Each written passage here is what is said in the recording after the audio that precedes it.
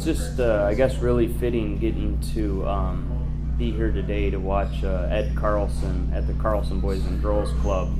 I remember, as a kid, I grew up here at the Boys Club. I remember actually when they renamed the Boys Club the Carlson Boys and Girls Club, and they remodeled and did a lot of neat stuff with the gym, the new baseball fields, and it was really great.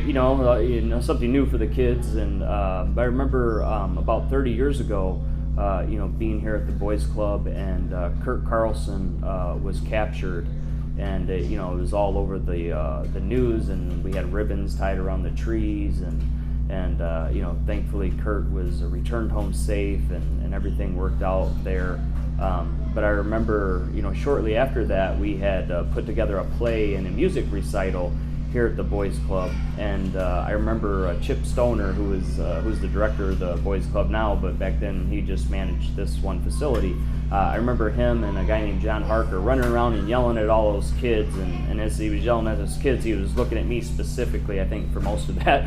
But I just remember him telling us that, we have to be on your best behavior because Mr. Carlson's going to be here today. Kurt Carlson's coming in, and his family's going to be here, and his parents, and and to me at that point, as a kid, Kurt Carlson, was larger than life, and he had the Ferrari, and what he kind of represented to me as a kid seemed so out of touch. And 30 years later, here I am, the president of the Carlson Companies C&E Group, and partners with Kurt, and just surreal. You never know, what curveball you're gonna get thrown in life, but you kind of, you believe in God, and you just you take it head on, and you never know what's gonna be in store for you in the end. And one other quick story about the Carlson Boys Club. I remember shortly after that same time frame, Kurt's brother, Bunny Carlos, Brad Carlson, who's the drummer for Cheap Trick, he was playing at the Metro Center, and so Cheap Trick had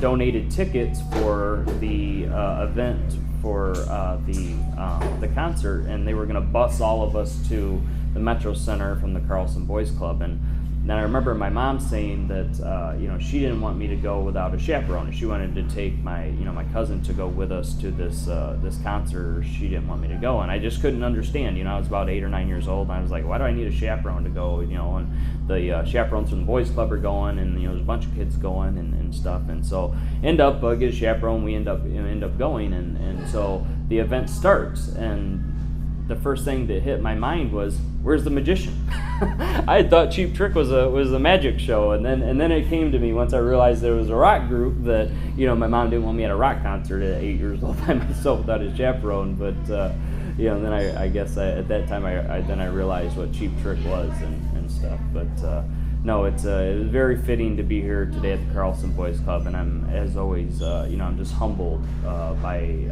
everything that I've gotten to do and the opportunities the Carlson family has given me. So.